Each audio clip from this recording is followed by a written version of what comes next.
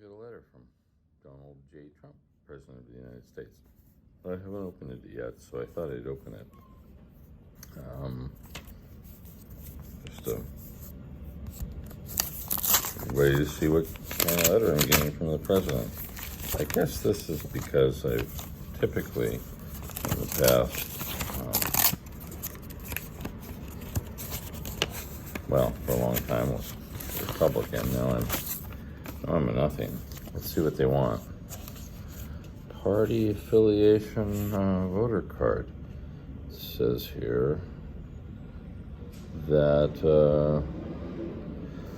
I'm registered as a Republican in the 47th Congressional District. And here's my voter ID. I've been voting in Massachusetts for the last number of years, and I've been neither Republican or Democrat. That's been, for a long time, because I was in Salem for 20 years. And so, Philip K. Wyman.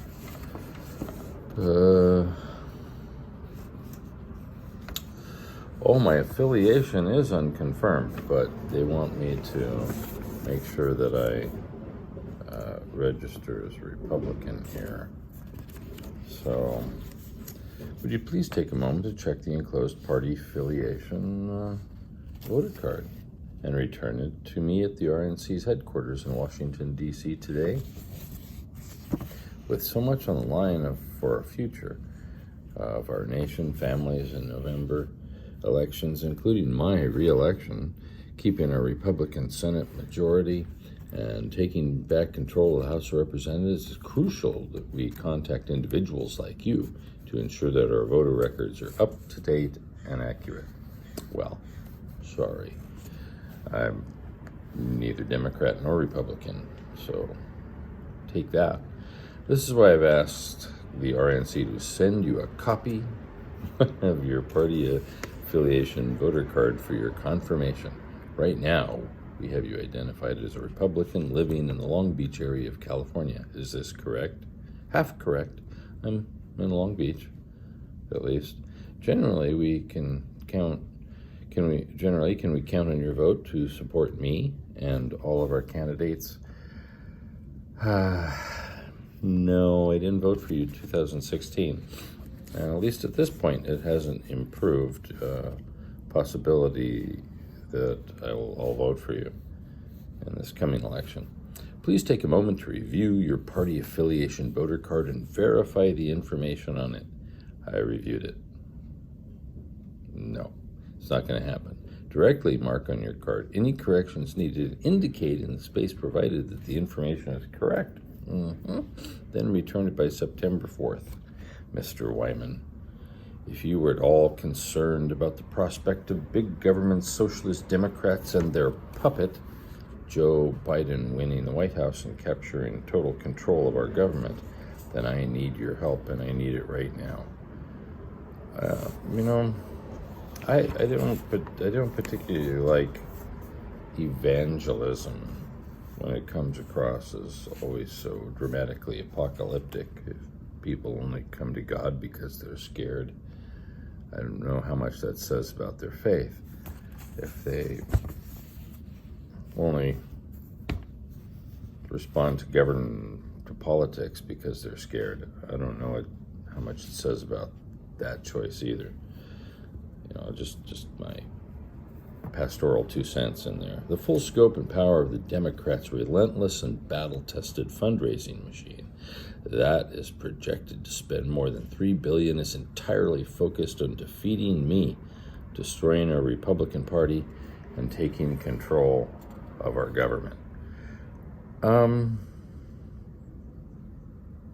not sure that's a bad thing. I could destroy both parties, and I'd be quite fine with that at this point in time. It's quite a mess. They are proving every day the extreme measures they will take to ensure they will win.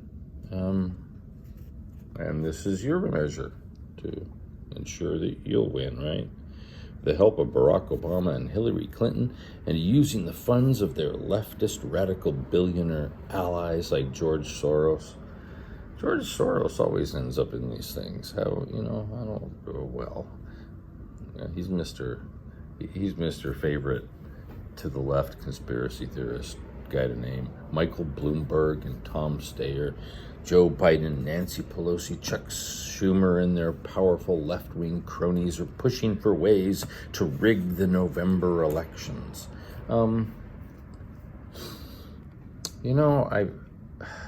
I've known a lot of people who were just inveterate liars, and they always talked about other people being liars. So if you're always saying that somebody else is lying and cheating and stealing, etc., etc., it's one of those things. If you point at people, you should look at your hand, because you have the three fingers pointing back. If you're pointing, you got three pointing back at you. Kind of goes with people who talk about others lying all the time. They're deflecting something usually. I'm not saying that's always, but darn tootin', that's kind of what this looks like these days.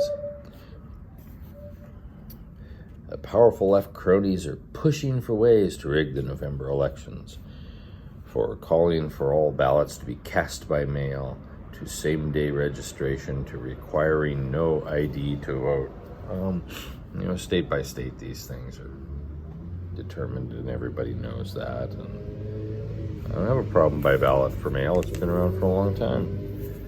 With the election less than 3 months away, nothing is more important for us to stop the very real possibility of, where am I now, of rampant voter fraud by identifying and locking our voters in states all across the country.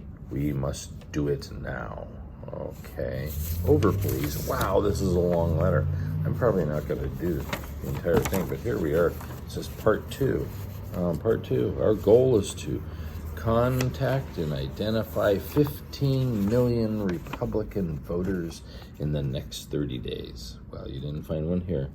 And solidify and strengthen our party at grassroots level, and make sure we have strong organizations all across the country, especially in key battleground states where the race for the White House will be won or lost. I don't think California is considered a key battleground state, but the voter project will be the biggest and most expensive program the RNC has ever implemented, and will play an important part in determining if I serve a second term.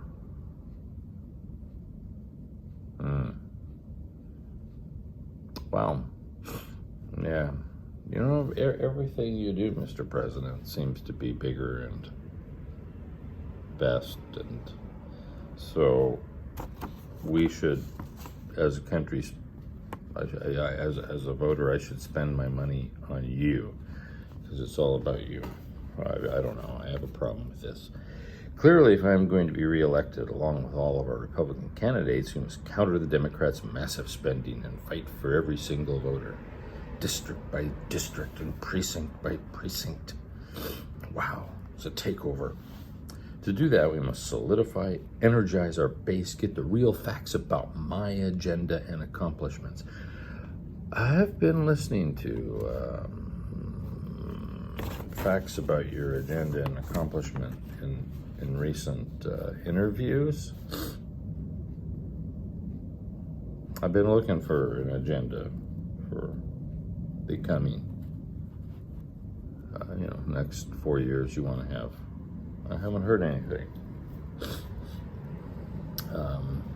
Get out the facts about my agenda and accomplishment, all those. Convince major segments of voters, including women and young voters, blacks, Latinos, and Asians, and their greatest chance to realize the American dream is to embrace our Republican philosophy of opportunity and individual freedom, and get them to back our slate of Republican candidates all the way down the ballot.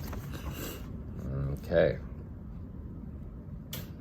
Well, stock market's going up while people are losing jobs. Distance between the rich and the poor is getting greater. I have a little bit of a problem with that personally. Here underlined, I truly believe our grassroots get out the vote effort will make the difference between winning and losing, especially in battleground states. Okay, must not forget, it says a little lower, 2016 for the White House, a switch of only 77,744 votes in key states would have meant a victory for Hillary Clinton, ! But of course it was a wipeout and a landslide when you won. At least that's what you said then. Now you're saying it was really, really close because you want my money. Okay, so please mail me your final card. Your immediate financial support, well, here, I've kind of been looking for this part, will enable us to counter the unprecedented billions of dollars Joe Biden and the radical left are spending to register record numbers of voters, enable us to lock in millions of Republican voters now and expand our party's efforts to register new voters, strengthen our grassroots operations, better deliver our message, the truth about our agenda, whatever it is, to all Americans. Okay. He's convinced that I'm convinced the Republicans have a strong advantage in this election. It's not looking like it lately. Remember, right up to when the coronavirus dealt its devastating blow to our country, I was delivering my promise to make America great again.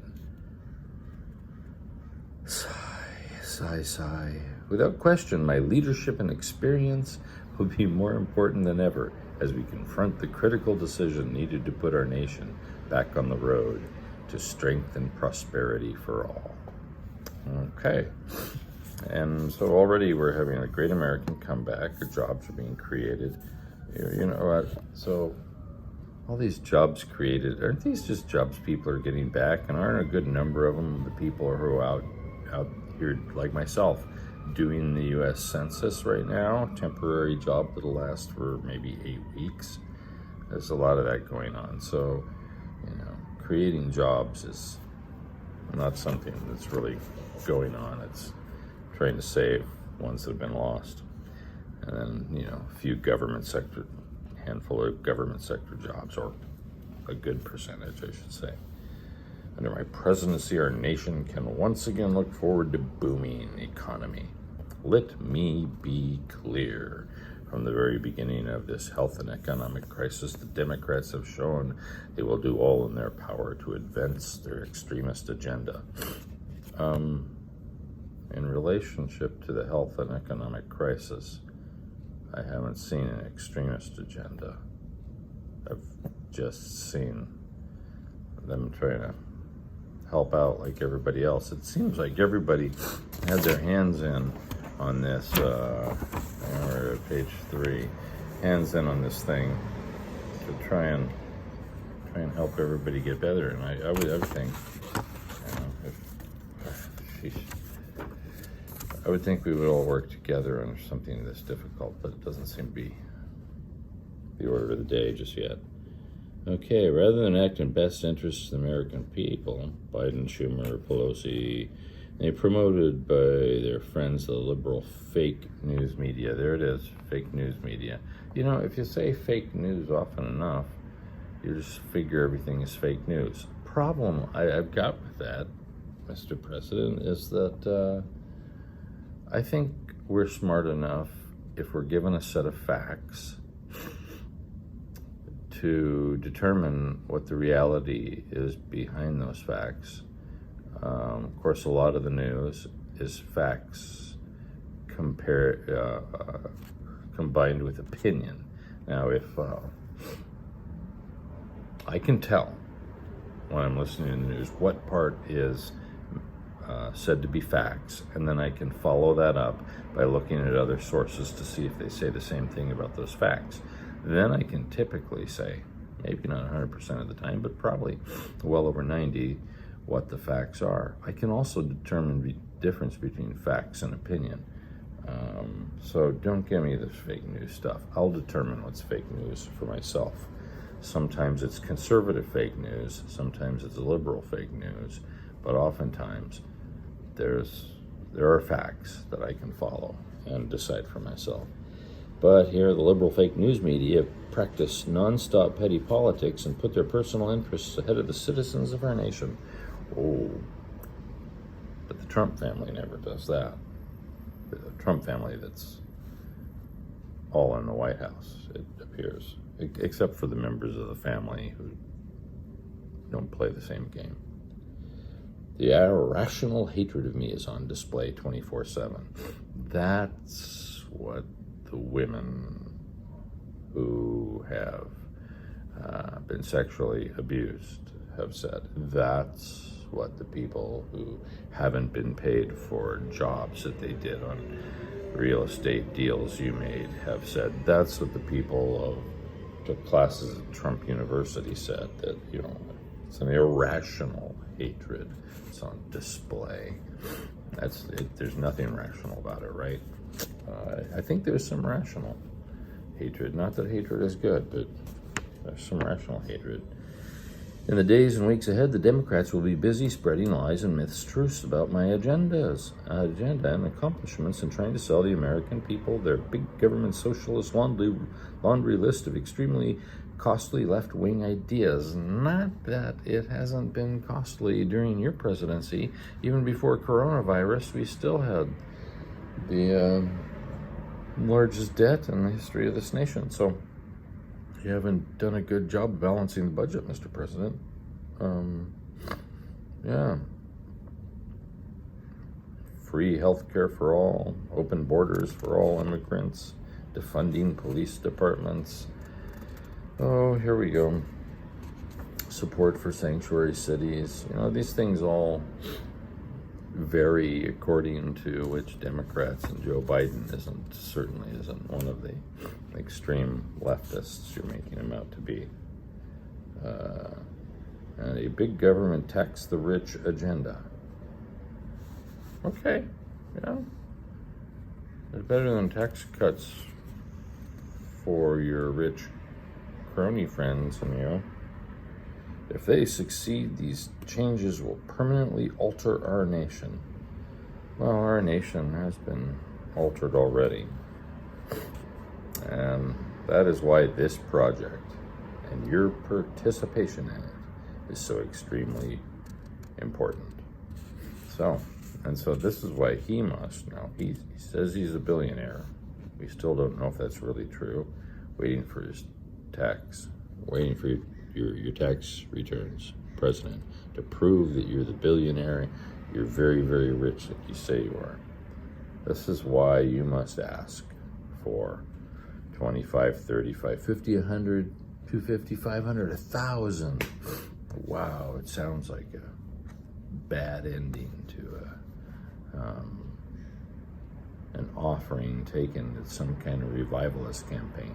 And you go up there, you've got $25 to give God, maybe $50 in your pocket. No, give by faith $1,000, and He will return to you. You know, you're going to return to us great returns, because America will be great and I'll get richer, right? This election is at stake. Time is of the essence. The Democrats are going all out to win. They are. And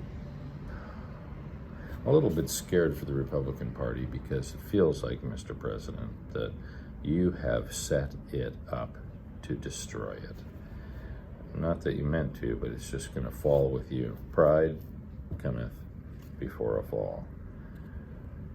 And so I see that you need me to stand with you in this fight for America's future. Sorry.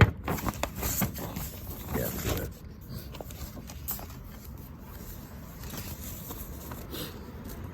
Process immediately. Oh, here's the envelope. Process immediately. Perhaps I should send a letter. Back in return. Hope this pen works. Dear Mr. President,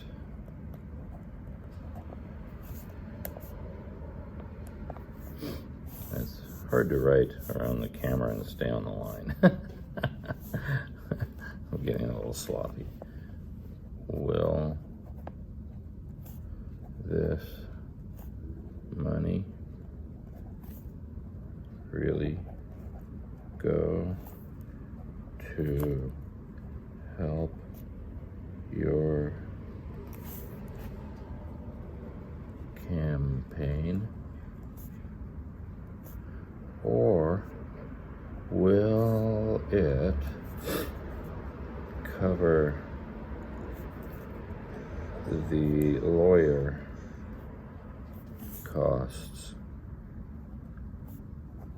for all your litigation?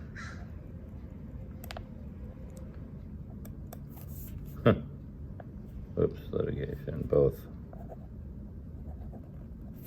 for and against you. Or will it pay off hookers? Concerned Phil Wyman. Oh. Forgot the money, didn't I? Didn't I?